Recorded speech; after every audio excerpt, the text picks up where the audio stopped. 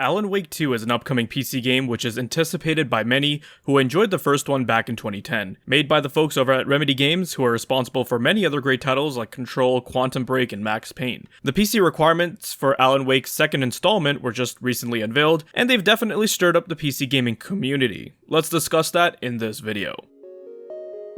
Hey, if you enjoy content like this, drop a like, make sure to subscribe, and smash that bell so you never miss another video.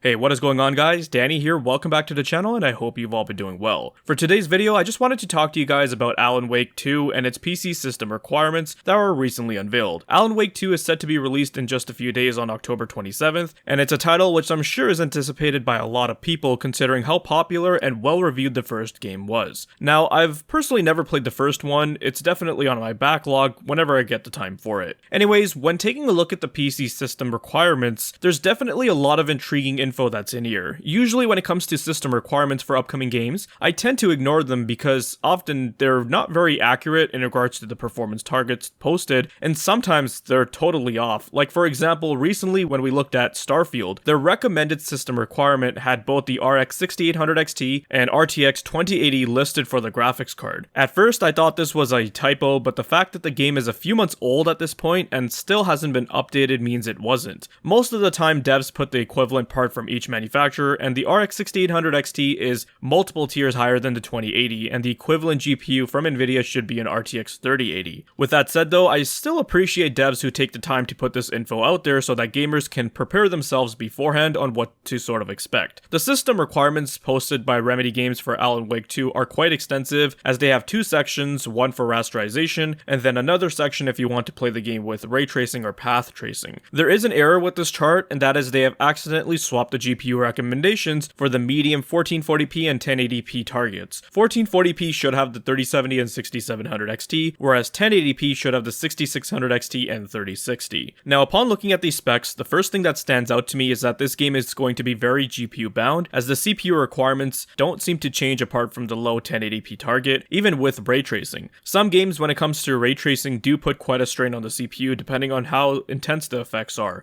Spider-Man Remastered was a game which seemed to put quite a lot of strain on the CPU with ray tracing turned on. But here you can see that isn't really the case, and they're suggesting the Ryzen 7 3700X, a Zen 2 based 8-core CPU is good enough. Now with that said, there still could be some CPU scaling, we just won't know for sure until someone tests out a variety of CPUs, and I doubt that devs went through a whole test suite of CPUs. Also, it seems like their highest frame rate target was just 60 FPS, which for a game like this is totally fine, but that also explains why the CPU target is so low. From the gameplay I've seen, it's a fairly slow-paced third-person shooter, kind of like The Last of Us, so 60 FPS is more than ample. The other thing is that this game seems to be quite GPU demanding in general. They have stated that in order to run this game with low settings, 30 FPS at 1080p, you're going to need an RX 6600. But on top of that, they've also dedicated a row towards which DLSS or FSR2 preset the gamer should use in order to achieve that performance and visual target. So you mean to tell me that if I don't enable upscaling at the performance preset,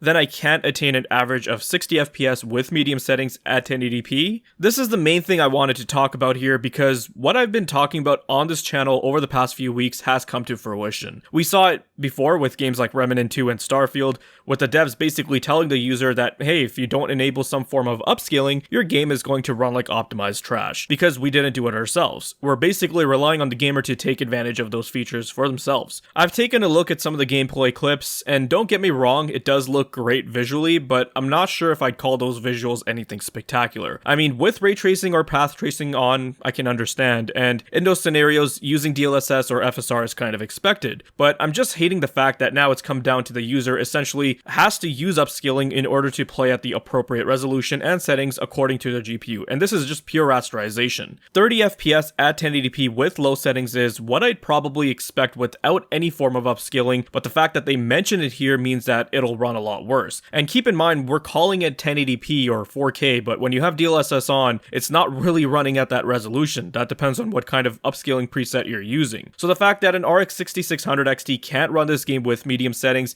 at 1080p in order to achieve 30 FPS FPS tells me it's not very well optimized. And unfortunately, it seems like going forward, upscaling will be the essential performance setting to have enabled in order to meet a specific performance target. We might even see games where you probably can't even disable it. Because of this, I've seen people come up with conspiracy theories that this could just be a collusion from game devs and hardware manufacturers to push up sales. I personally doubt that because, like I've said in previous videos, if the game itself isn't fun or good, then it's just not going to sell regardless. Forspoken is a great example of that. It was one of the first games to implement direct storage. I doubt the devs made a deal with SSD manufacturers to include it as a means to drive up sales, because the game ended up being poorly reviewed and there's really nobody playing it these days. I personally feel like this is the wrong direction developers are taking with their games. Sure, having an ambition for pushing realistic graphics is one thing, but if your game then suffers in other areas such as actual gameplay, story, combat, and just being plain old fun, then it's not worth it. Me personally, I'll just wait until a few years down the road until the game is cheap, has its performance issues ironed out, isn't on the Epic Games Store, and I can comfortably play it with reasonable hardware.